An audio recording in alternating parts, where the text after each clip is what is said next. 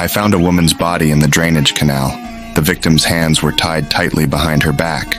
The corpse was covered with swarms of tiny insects. Based on the scene, I initially concluded that the killer was likely a man. After returning to the station, I immediately brought in every man who knew the victim for questioning.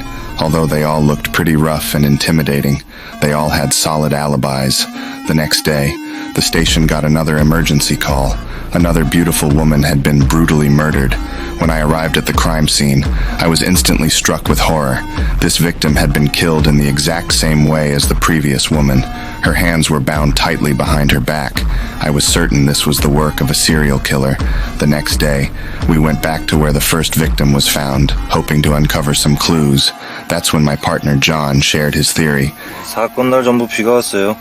죽은 여자가 빨간 옷을 입고 있었어요. 이 두 명 다? 아니요, 3명 다. 뭔 소리야 지금? 에? 살해된 여자가 하나 더 있어요. 아직 시체가 안 나와서 그렇지.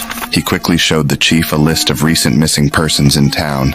A beautiful woman named Jessie had vanished 2 months ago. She was wearing a red shirt the day she disappeared, and there had been a heavy rainstorm that day.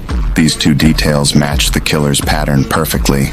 He then used a map to show the chief where the body might be, and he promised the chief he'd find Jessie's body within 2 days. 2 days later, John did find Jessie's body in a grassy field. The medical examiner quickly conducted an autopsy. He believed this was definitely the work of that twisted serial killer. Since the killer always struck on rainy days, there was very little evidence that could be collected from the bodies. John believed the killer would strike again on the next rainy day. That night when I got home, my wife noticed I was stressed out over the case. She suggested I go see the town's fortune teller for help, so I went straight to the fortune teller.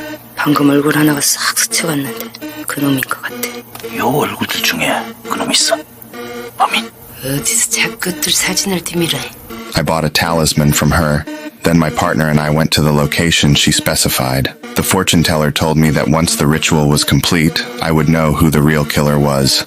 I grabbed some dirt from the ground and put it in a bowl. Then I poured the black liquid from the bowl onto the talisman. But right at that moment, I suddenly spotted a figure in the shadows. We immediately hid ourselves. This fortune teller was truly incredible, but then I realized that figure was my partner John.